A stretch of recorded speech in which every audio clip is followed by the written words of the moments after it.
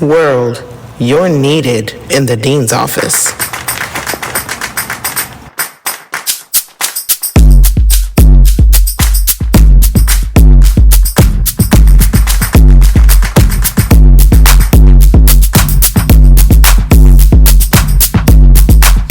We finally back.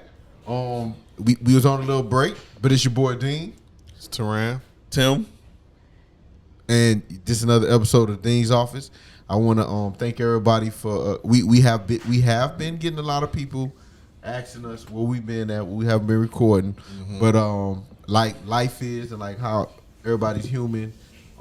Two things happened. One, we was in consistent human error, and then two, people been living life. All right, so it kind of prevented us from not recording, but we're back.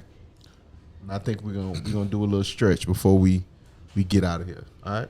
You said a little stretch. What about a little stretch? So I mean, like we're gonna give you consistency over the next couple of months of putting out a video every week. We're gonna do a better job of that. Yeah, man. And people missed us. They love our insight. They love our jokes, especially our church folks, man. Can't forget about them. And we love New Shiloh. You got to cater to your audience, you know. And then we also had one this past January 1st. We met one of our cousins from Bahamas. How she talks about us the most, about all the things that we do, and she even mentioned it at the function that we have with the family. We didn't have to do it. She just came out and tell everybody, hey, you need to watch the Dean Boys and the podcast and the comedian show that she called it. And then really, boy, the church jumping too, boy, the trap back jumping, boy. So hopefully we pick up some more listeners from along those same lines. Congratulations to Pastor Jackson for officially becoming a new pastor. I love the direction. The pastor of New Shiloh Missionary Baptist Church. The pastor of New Shiloh Missionary Baptist Church of Miami. I love the direction that it's going in. I love the engagement. I love the feeling. It's been a month or two, and we've already done like 4 or 5 events. You ain't like it before? No, I mean I just love. It's like it feels like a rejuvenation. You know what I mean? Obviously, I love the previous pastor D.L. Powell and everything that he associated with it, because he did some new things too. He went into a revolutionary, but I'm just saying, I'm just happy to see the church that didn't fall off. Right, it didn't fall off, and it looks like the church is getting younger. Even the people that went up today to get saved. So you was tired of all the old people at church? No. I just want to make you're not gonna get me to insult my audience. No, that's what I'm saying. Because I just want to make sure that people listening understand what was going on. That's all. Nah, man. I love everybody in that church, man. Shoot, the old people that's in there, that's like the older people that's there, like my aunties, man. I got like 25 aunties in there. Yeah. And they are our biggest fans. Yeah. So from Sister Fryer, from Sister English, Sister Muse. I can go on and on about all the individuals who say what's up. They don't only just watch it. They let us know they watch it by saying, hey, I like what y'all doing when we walk into the door. So it's a beautiful thing. Yeah, so they do. I do appreciate all the people that come up to us in church or wherever we at, and they kind of let us know that what we got, they enjoy watching us. They kind of want us to be active for new episodes. So I want to appreciate all the people at church and wherever you listen to us at, continue to support us. So just a couple of things. We are dressed in similar shirts or so forth, but at church today, and one of the part of the initiative that you were saying that Pastor Jackson have been doing as far as changing things up, we did HBCU at church on today, which is Sunday we're recording on, and it was very good to see people engaging, even if you didn't, and because we have the hill, because we did not attend HBCU, but we did feel that is good that we had to support it. Even though it was one HBCU that we couldn't believe was charging so much and have a little bit of enrollment, but we're not gonna get into specifics. We here to uplift. I got you. We here to uplift HBCUs. We love the whole thing around it. It's Black History Month. You know what I mean? Just like Pastor Jackson said today, when it comes to Black History Month, talk about the positives and not just the pain that we went through when it comes to Black History Month. So, okay. Yeah.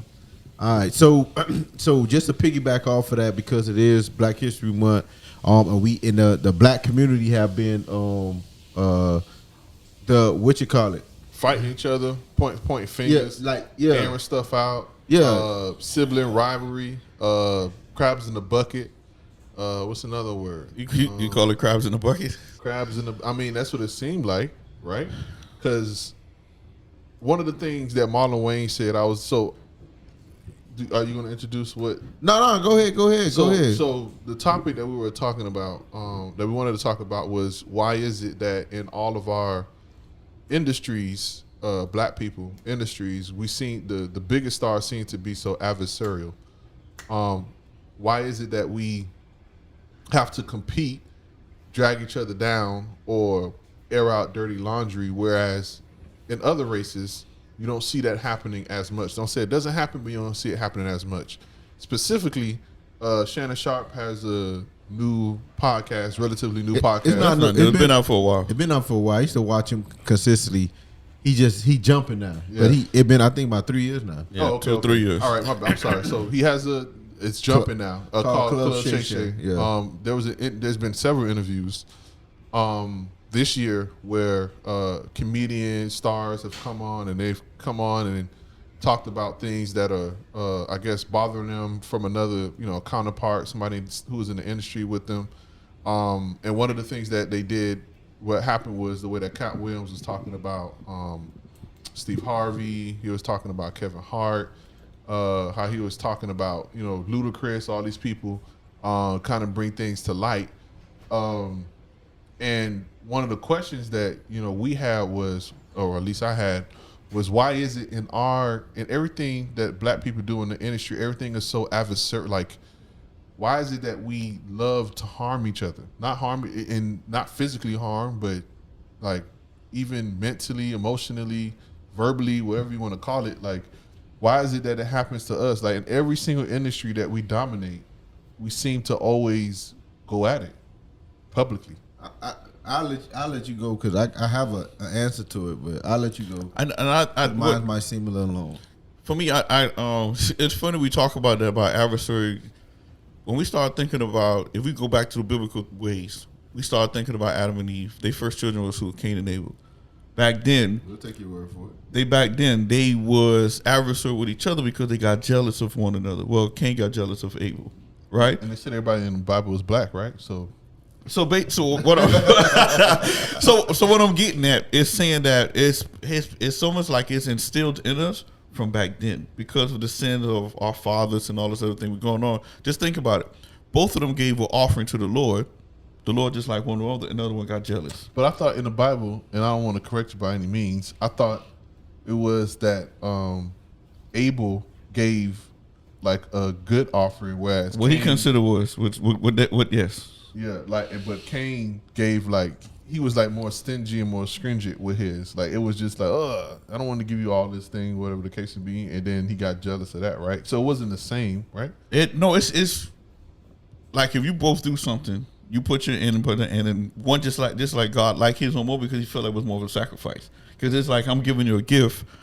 I feel that you put effort and passion into this one. You just didn't give it to me just to give it to me. You think God probably knew Cain was going to do that? Most likely. Had to, right? Yeah. Had to. If you believe God to say he is, yes, he knew. So he kind of know the mindset. He probably did that to teach the lesson. But the only reason I mention that is if you go back to biblical time, go back around the history, the ones who fight the most are the people who are related or the same kind, right? Even when we was in South Africa, who the ones killing each other, going after each other the most is the Africans fighting against each other because they feel that either one was more jealous than the other one. It was like, man, you think you're better than me. So that's what I'm saying. So having that same concept here, thinking about all of as it goes down the line through the Bible, because we can talk about Jacob and Esau. The same thing happened where Jacob got jealous that Esau was about to get the blessing and he didn't get it, so he tried to steal it from him, or he did steal it from him. So it just I'm just thinking of going back in the mentality. What was the example you talked about today? What was it Jacob? No, Joseph. Joseph. What Joseph brothers got jealous of him. Got jealous of him. Yeah, because yes, he was the favorite child. He got a jacket on and everything like that. But I'm just saying, when you look at it, a jacket or coat. I'm sorry, it's a coat. No, I'm just saying, I don't think they had jackets back in the Bible. You think about like a Letterman's jacket? Yeah, I think it was called a coat. It was that's what they had. That's what they would coat. Yeah, I think it was the only reason I'm saying is that for some reason it's almost like a generational curse that we have on us. And no matter how much we try to stop it or change it, they reverse back that again, right? Just think about who attacking, these comedians attacking each other. Next, now we have rappers attaching each other. Y'all doing the same thing, but we attacking each other. So as opposed to trying to uplift each other and find other people to attack and not just attack ourselves. That's what I'm just saying. So this my thing to it. I think that yes, I get you with the Bible. I get that we focus because black people like to fight with each other, but I think it's more of the indication of systematic racism. All right, and I'm gonna break it down to you. Oh, please, I'm waiting. Because yeah, I'm gonna tell you because you said we often fight in genres that we dominate, right? Right. So we dominate. So you would industries. Yeah. Industries. I'm sorry. Industries that you said we generally argue in industries that we dominate, right? So you look at all the industries that we dominate, and you would say sports, and we'll say entertainment, music, right? Music. But if you look at those entities, they're owned by white people, right? Owned and ran by white people. So when you have a number one, they tell you, right? How oftentimes they tell you only one could be successful at a time. But although with music is opinionated. So meaning that the reason why we listen to the music, you might like something I don't. Whereas in sports, there's a definite winner. So in sports, we know who after tonight, we're gonna know who's the number one team in the NFL. Track, all that. There's an actual competition to where you can have it, you know who's gonna win without a debate, right? Whereas in music, it's subjective of what you like and what's number one. So now, but the industry told you we only can have one. When we have this one popping, because again, they want us to depend on them. Cause so let me give you an example. I'm gonna sell you. If I'm an artist, I know you a talented artist, Tim a talented artist. I'm gonna say, hey, guess what I can do for you and build you up to be number one, right? Mm-hmm. Now Tim gonna be like, damn, I want to be number one too. So now you're gonna say Tim not gonna be number one by himself because all he has to do is just put out good music. If you put out good music in this day and age, people gonna listen to it, gonna follow it. The machine could give you so much, but if you got good music, they don't want you to believe that. They want you to have the mindset, y'all, it can only be one of y'all. Both of y'all can't be making, selling 10 million albums. That's not how it's supposed to do. That's what the industry plant into you to think that, hey, you have to compete. Same thing with being a comedian. They want the next step to being a comedian is being in movies, going to Hollywood, doing things that industry, again, that runs it by white people telling you y'all have to jump through these hoops to get where we gotta go. So now you correlate that to what we've been dealing with as slavery. They made slaves believe, okay, if you to be a good to do what we supposed to, we'll let you work in the house. You get what I'm saying? So it's the subconsciously, yeah, I'm not saying the white people saying, hey, we racist, we gonna make sure we doing that, but they want you to be programmed that only one person can be successful at a time. Well, that's not the case. Where if you have 100 million people that listen to hip hop, right?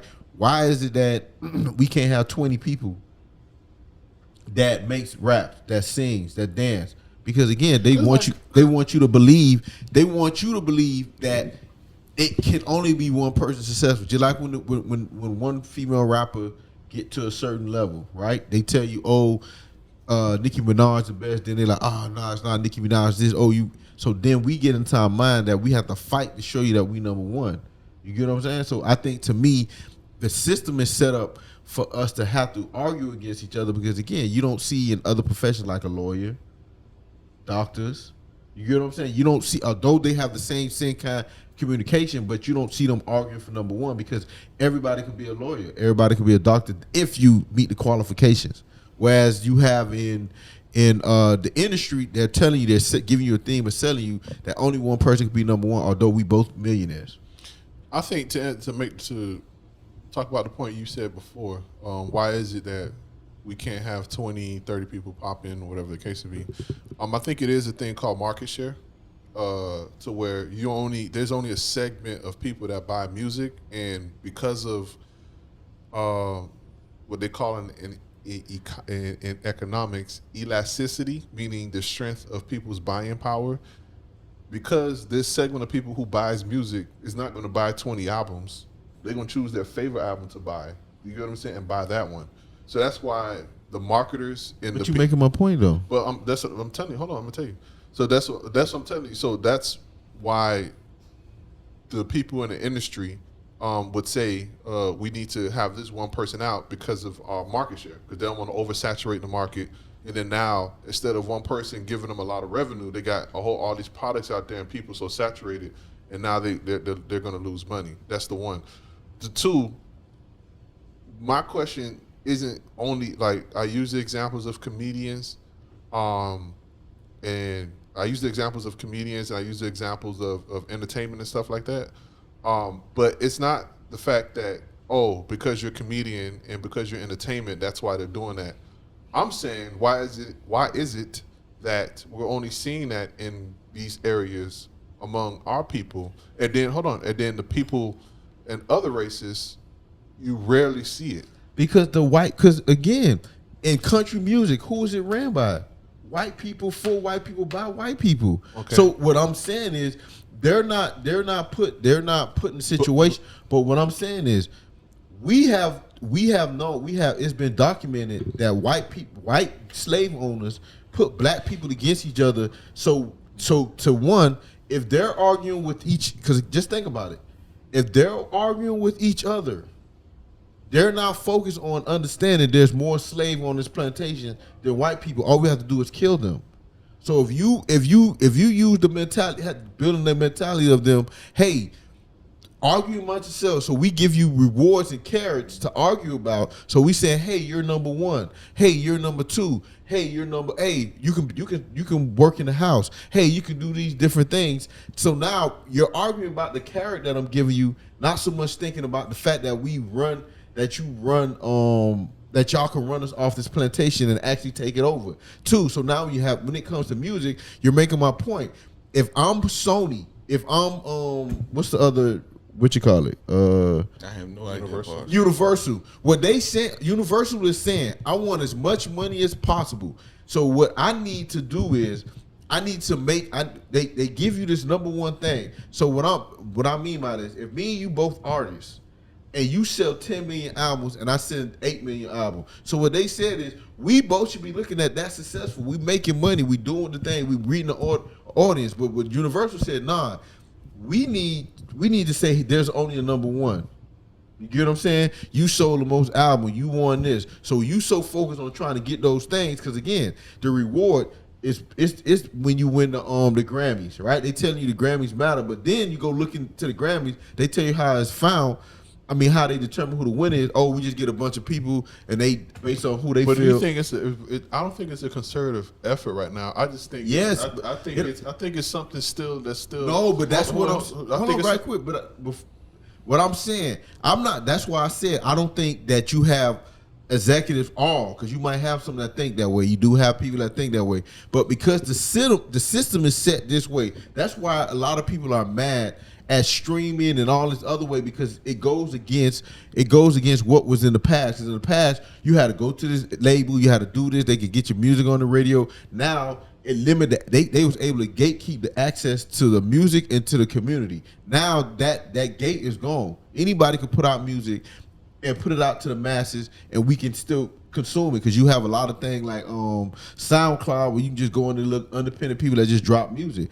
What I'm saying is it's taking the control of their money. So now we want the money, because if I got 10 talented people, right? Think about it. If you had 10 talented people coming up and realize I don't have to come to you, Universal, to get money, and they go ahead and make money on their own, it's the same mentality as if the slave knew because they're more, they can take over. It omits those big companies. So now what they do is they sell. You don't think some of them articles when they boost, look at this, they too arguing, this person got more money. They They legitimately have a campaign to where they force beefs to make sure they continue arguing with each other and not understanding we don't need them. You think the executive doing that or the artists themselves? No, the execs, because as the artist, you're going to respond to what you think. Because anybody, I don't care who you are, you want to be number one. But that's what I'm saying. You want to be the best. Just like black people make music, white people make music, Latin people make music. All I'm saying is, why is it that we're seeing it more in black people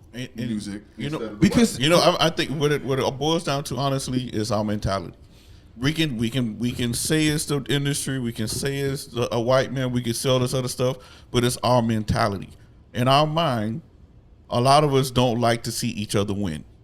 So but the mentality is planted. But Tavar, that's what I'm saying. We can keep going back. True, we can keep right. I think you. I think we're saying the same thing.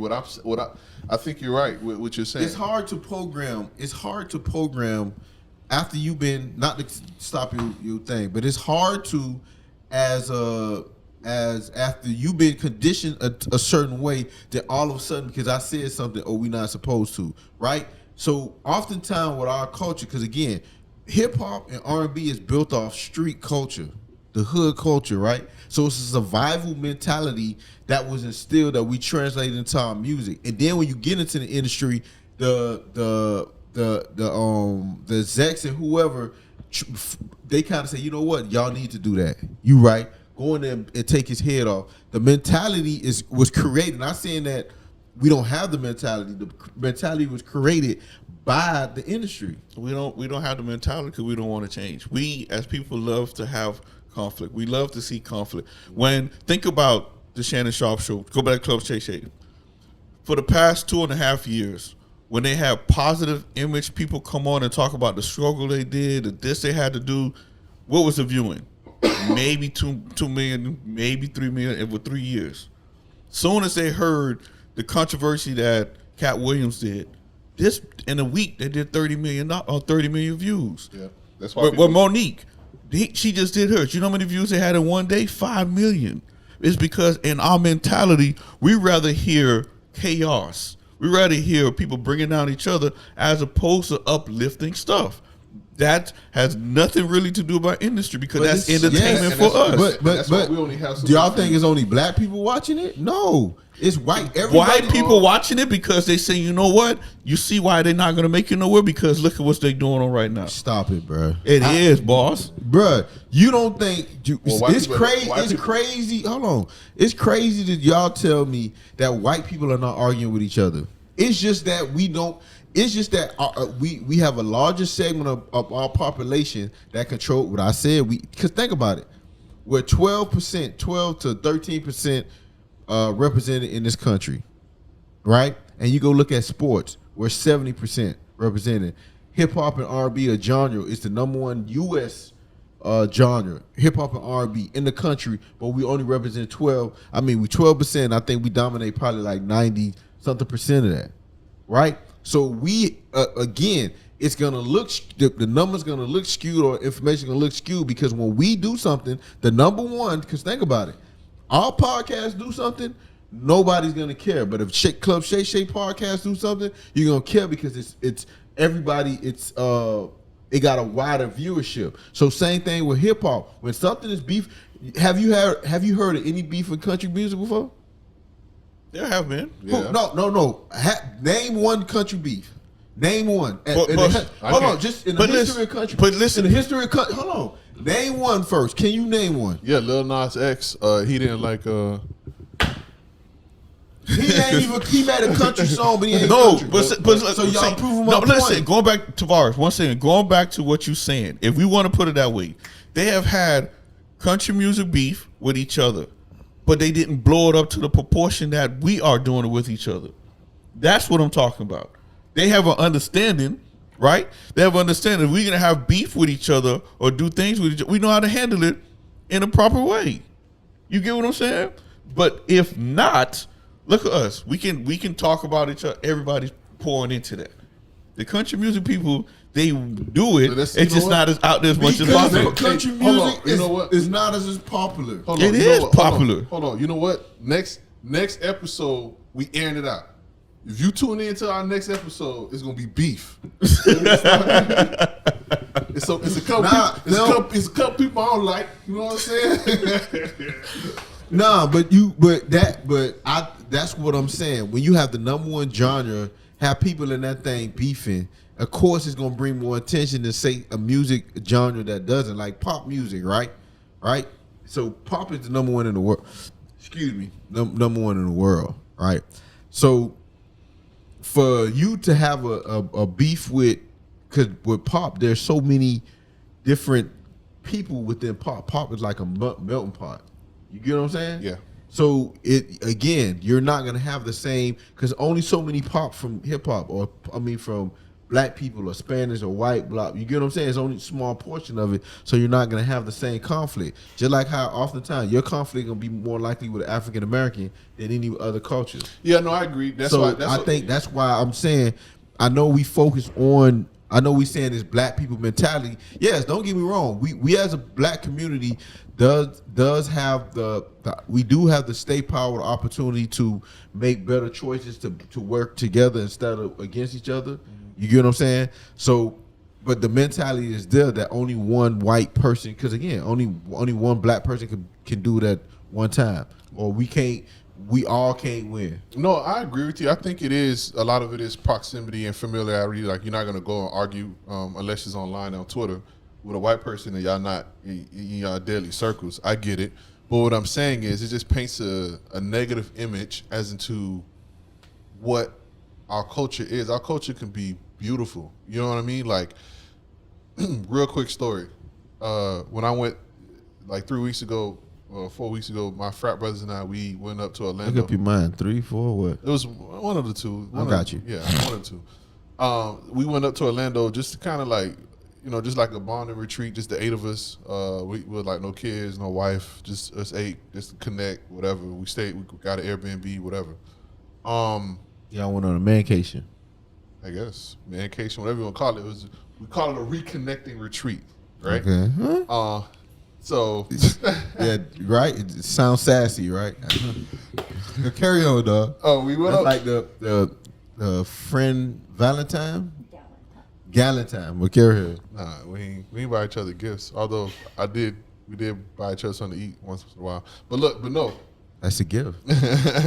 But anyway, we went, and we were sitting around, we were talking, and we was listening to rap music, and the conversation came up like, look, it was like, I would never, ever, ever go to a club anymore that's like exclusive rap, and it's because, and we saw a video, the guy was like, when you in a club that's exclusive rap, you in there for 2 to 3 hours, listening to 10 songs where they've probably killed like 20 people in those songs.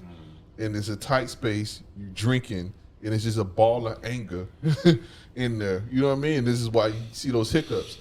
We went to an R&B party, just like the R&B party that we went to that time. We went to an R&B party. The vibe was like, everybody was happy. Everybody was dancing. Like, you know what I'm saying? Because it's just the music. And that's what and the reason I bring that up is, my point to say is, I think the reason why you see a lot of attacking in our community is because of what our number one pusher of the culture is rap and hip hop. You know what I'm saying? Whereas a lot of killing, violence, whatever the case may be, and comedy from black people is just a stem from that. So that's why you see it in there. And the reason why you don't see that in other genres, which is dominated by other races, or which is more liked by other races, not to say because I like all music, but which is more liked by other races, is you don't see that because it's more happy. It's happy music. It's more not positive music. It's not about killing all the time. It's not about dominating. It's not about ops. It's not about, you know what I'm saying? So it's like, that's, to me, is the main driver. And I think, to Tim's point, in order for us to change our mentality, one, I think you should decrease on the amount of rap you listen to. I know it's coming from me. I listen to all the new rap songs that. I was gonna say, but you getting your call, boy. Your rap do be aggressive. Yeah, I know it's coming from me. TJ and Tim, when they get in my car, they be like, "Can we say these words?" And the crazy part, they talk proper too, so they be rapping real proper. Yeah, they get in the car. They're like, oh, they be in the back whispering now, but limit that, and then kind of like meditate. What I'm challenging myself to do, I bought a book. So this year, my goal is to read 5 books. Yeah, I'm like, dang, only 5 books in a year? For me, that's a lot. Yeah, that's from 0. I heard when you said 5, I automatically thought that was a lot to read in a year. But people read a lot of books, so I'm reading 5 books. The one that I'm reading right now is called Atomic Habits, where it tells you how to change your bad habits and create new ones. And by doing that, you got to do it at an atomic level, meaning at the smallest possible way. You got to start at the very beginning at the smallest thing. Like in this thing called Six Sigma, they teach you if you want to attack a problem, think of the problem like an elephant. You don't want to go and try to attack the elephant holistically. What you want to do is, okay, let's go for a toenail. Let's go for a tusk. Let's go for whatever. Like small problems at a time. Don't try to, what they say, boil the ocean. So that's what I'm doing. I'm trying to just kind of self-reflect in that way. And I think that's what other people should do in order to be a little more positive. Before we go, because I know you looking like this boy, but see, but you know what though? That's what I think. I think that's something too, because the #1 podcast is crime podcast, right? The best. Most people go and entertain. People go to comic shows because comics talk about crazy stuff. It's different. It's out the norm. I think too. The reason why you will receive more views or reaction from a negative situation than you will positive is how often do you get rewarded for doing what you're supposed to do? All the time. No, but think about it. Like when you get up in the morning and take your kids to school, right? You're not nobody's gonna say, hey, Terrell, good job, right? Or if they do, they just gonna be like, hey, good job, or they see you. But if you get up in the morning and don't take your kids to school, it's gonna be a problem because it's out the norm. So when something happens frequently, we're immune to it. Even when you have certain situation where you have people dying every day or whatever, you have some people like, yeah, it's another day, right? Because that's how I do in the hood. But then when a police officer kill a black person, right, it brings up a certain alarm because that's not normal. That's not supposed to happen. We understand violence happen against yourself. Whatever, Asians against Asians, white against white, so black against black. That's how it's happening because that's who you're around. But if an officer kill you, or say a white person come in a black neighborhood and kill somebody, that's unusual. And I think that's something too. I don't care who you are, what's going on. That's never, when something happens unusual, that's what they report on the news. I get, when a football player give kids toys, yeah, we might hear, but you tell me that the football player killed some kids with toys, that sounds a little bit more interesting. You get what I'm saying? So I think that's just human nature for us to consume things that's not normal. So I think you're going back to discuss most of the things. For me, myself, I understand, going back to the podcast, I understand you want to get your truth out there. And that's what everybody want to do, because once I get my truth out there, it's going to make me free. I'll be able to move on in the process. But for me, I believe you can put your truth out there, but still don't talk bad about people or individuals. So with that being said, think about us. If I have strife between something with y'all, yes, I'm going to get it off my chest, but I'm going to make it one-on-one, right? And I do, and maybe these two individuals have been trying to speak for the longest time, and nobody was listening to them, nobody was hearing them, but now all of a sudden that we're doing. But we as a people cannot just pull towards that. The same way we pull towards tragedy, the same way we pull towards chaos, the same way we pull towards these things. It's like looking at a car accident. You don't know you want to look at it, but you got to look at it anyway. And I know that's what's going on right now. I just believe that there's things that we can do to start uplifting our culture, uplifting each other, and just talk about those positive things that's going on, as opposed to that. That same 2 weeks later, he had Country Wayne on it. He had somebody else on it. And they was talking about some positive. 21 Savage. 21 Savage. There you go. 21 Savage was on it. 21 Savage was revealing in a lot of things that you would never know a rapper went through, and his mentality. The same thing, the grind that Country Wayne go through. Country Wayne talked about the grind, what he have to do, but those views wasn't the same. It's the same podcast, right? But two are spilling the truth, as they want to call it, and then the other two are spilling their truth as well, but nobody really wanted to hear to that part. But once again, we living in a world, but that's what we feed more onto. We want to feed into that because, believe it or not, people want to see other people doing worse than them. Nah, and that's the main mentality. So that's why I'm doing, because I'm struggling in my life right now. Let me turn this TV on or turn this something on and see what else they're struggling with. But as for me to close out, or if that's what I'm part, I'm just saying we have to change the mentality on the way we think, on what messaging we want to put out there in the world. Just like all of us have some type of brand. Hey, I know Dean for this. I know Terrell for this. That's what we want people to know. So when they walk on and say, hey, I know Tim, but I know what Tim stands for. These are the things that we're doing. So I think we should try to work on that perception and not be worrying about what the whole world is thinking about it. Let's try to uplift our culture as much as possible. I hear everything y'all saying, but I kind of enjoy